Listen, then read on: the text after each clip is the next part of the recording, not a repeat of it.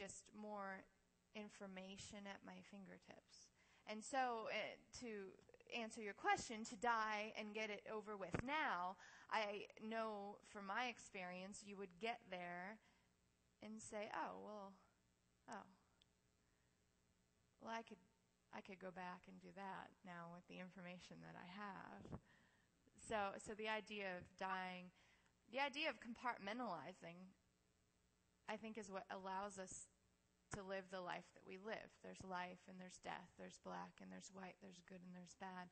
And that's what enables us to do the things we do a lot of times. But death is very similar to how you are in death is very similar to how you are here. There's just more information. So you made an agreement, I think, best I remember, that you didn't want to come back, but you made an agreement that if you could stay connected with your spiritual guides, then you would do that for the purpose of sharing this message that you are sharing with us today. And so you do have this, you don't have to go into a trance. Sure. You have this connection. Oh, it's there. Yeah, always there. It's always there. You have this connection with your spiritual guides. And so if you have any questions that you want to ask, then you can ask them. And they have really given you a path to walk. And this path to walk is one of freedom. And I really like that. It's a freedom of non-judgment. And I want you to talk about that thing of non-judgment and how you experience that reality when you were over there. Okay. And if I get off of the specific thing that you're talking about, you redirect me.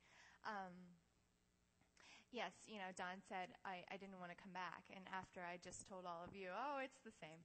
And I don't mean that it's the same. I mean, you're the same as you are now. And I think that's one of the biggest things to know, is that you're the same as you are now.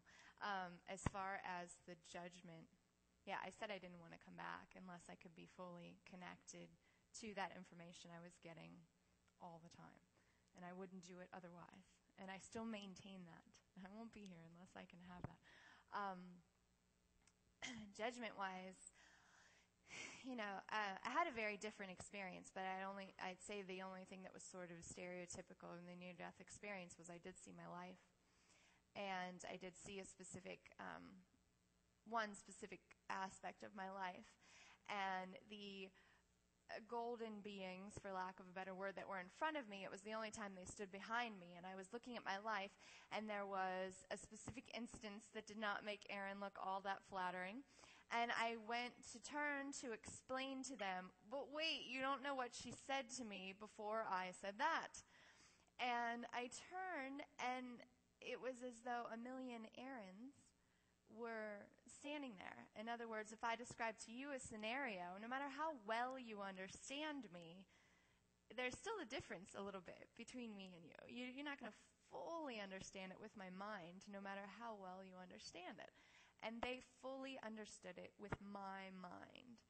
And so it caused me to realize how freed up we are, how if there's no one judging you, then what do you think you're getting away with? And when you go and you do things, who are you getting from yourself? And then you get all messed up in yourself. You're not getting away with anything because there's nothing to get away from. Okay, and I hear you saying in this that choice is basically the essence of life, and that there's even choice after we make that transition to the other side. The only way we're ever going to get past anything, whether you're smoking or you're looking at porn.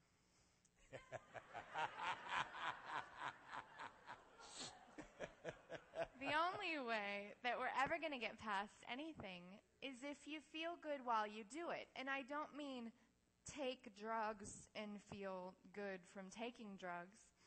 I mean the goodness that you all feel now, and you hear Erin's beautiful words. Well, what happens tomorrow when you go to work? Or what happens later, right? I mean, so the only way that anybody's ever going to get past anything or further in anything is if you feel as good as you do right now, or as good as you can feel, while you're smoking cigarettes or looking at porn. Whatever it is that you're doing that's got you tripped up. You're not